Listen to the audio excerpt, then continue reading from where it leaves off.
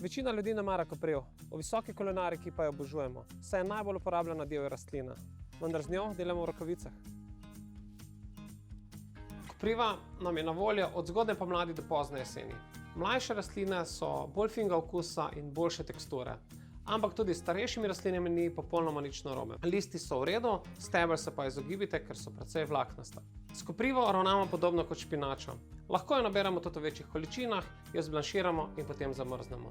Odlično se poda k ribam, k lešnikam, slanino, v rižote. Danes pa jih bomo pripravili z testeninami.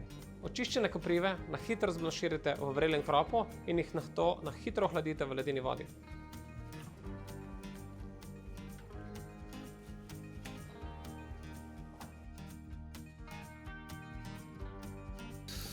Tako, maslo smo raztopili, dodamo malo moke, svetlo prepražimo. Ko je moka svetlo prepražena, jo zalijemo z mlekom. Ko zalijemo z hladnim mlekom, razmešamo z metlico, zato da nimamo grudic. Zdaj tudi začinimo z soljo, poprom, pa muškatnim oreščkom. Po 10 minutah kuhanja je moka kuhana, jih dodamo koprive, zrezane, pa dodamo še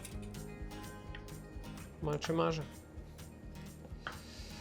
Vse skupaj še kuhamo par minut, potem pa zmiksamo v gladko kremo.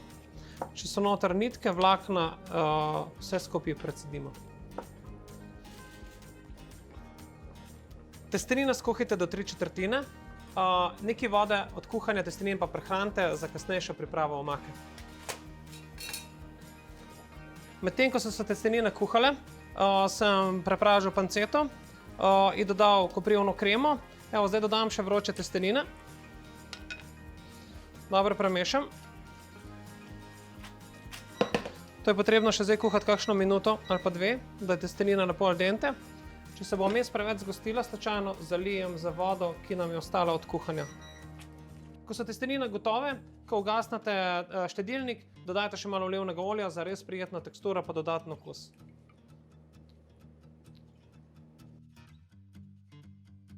Da bo pa jed še bolj divja, dodamo še pa malo praženih lešnikov za dodatno hrustlavost.